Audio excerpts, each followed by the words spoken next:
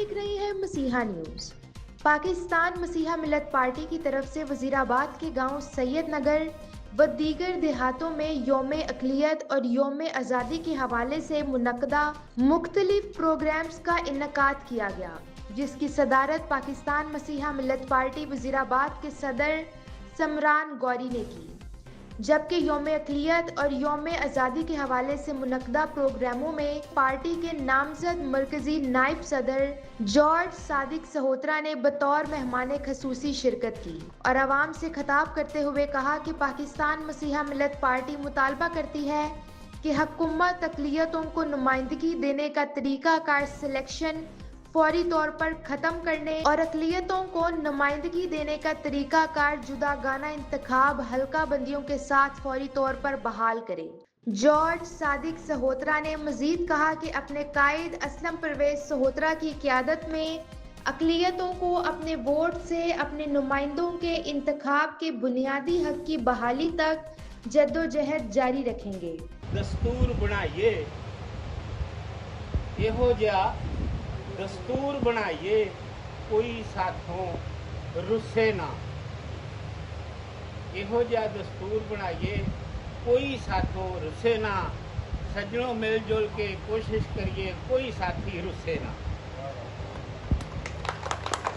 गल वे मेरे कायद असलम परवेज सहोत्रा साहब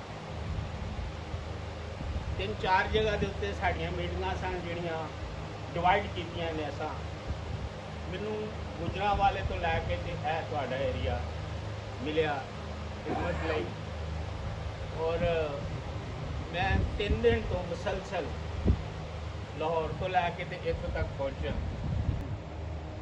गल सिद्धी करांगे, समझ आए ते भराओ नाल आ, ना भी समझ आए सी फिर भी नाल। ਇਹ ਜਿਹੜੇ ਸਾਡੇ ਕੌਮੀ ਅਸੈਂਬਲੀਆਂ 'ਚ ਸੂਬਾਈ ਅਸੈਂਬਲੀਆਂ 'ਚ ਭੀਖ ਮੰਗੇ ਜਾਂਦੇ ਨੇ, ਖਰਾਤੀ ਸੀਟਾਂ ਤੇ ਜਾਂਦੇ ਨੇ, ਅਗਰ ਉਹਨੂੰ ਨੂਨ ਲੀਗ ਲੈ ਕੇ ਜਾਏਗੀ ਤੇ ਉਹ ਨੂਨ ਲੀਗ ਦੇ ਖਿਲਾਫ ਕਦੀ ਗੱਲ ਨਹੀਂ ਕਰੇਗਾ, ਗਵਰਨਮੈਂਟ ਦੇ ਖਿਲਾਫ ਆਪਣੀ ਕੌਮ ਲਈ ਕਦੀ ਨਹੀਂ ਲੜੇਗਾ।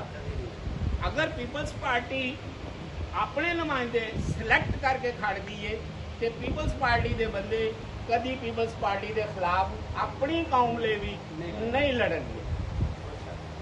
असा मेरे चेयरमैन ने, मेरे कायद ने असा जड़ा मिशन लिया होया है एक कंडियां की सेज मौजू ते असी फाइट कर रहे हैं।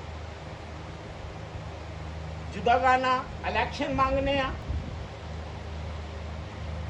ना ते इकल्ले सहोत्रे साहब का मिशन है, ना जॉर्ज साहब का, ना बाबू साहब का।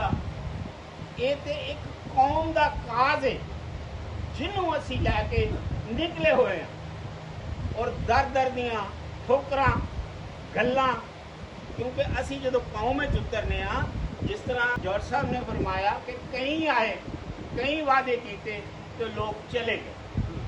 बहुत बरसाती मेंढक हुंदे ने। असी अज भी मेरे को जड़ा स्पैशल मेरे को जड़ा मिशन है, मैं हुकूमत के वक्त के उत्ते केस किया होया। मैं शराब के खिलाफ लड़ रहा। मेरा जड़ा मिशन है वो शराब के खिलाफ है। हुकूमत के वक्त के केस किया होया। मेरे इंटरव्यू मुख्तलिफ चैनलों पर चल रहे हैं। 36 कंट्रियां इस टाइम जोड़े पाकिस्तानी बिशप के पास्टर बाहर ने वो मेरे राबते च। दूसरा मिशन ताड़ा जुदागाना इलैक्शन। ये भी कौम की एक बहुत बड़ी डिमांड है। एक वक्त सी अपना चूल्हा सी, आप बंदा सिलेक्ट करके भेजीदा सी, वो अपना तो हुंदा सी ना, तेनू वोट दिते ने, उठ भतरीआ मामा चाचा भरा कह के उथों मुड़ना। अज तुसीं चौधरीआं दे बूहे ते जाके ते वेखो, असी सानू गवर्नमेंट ने तकरीबन 50 साल पिछे सुट दिता है।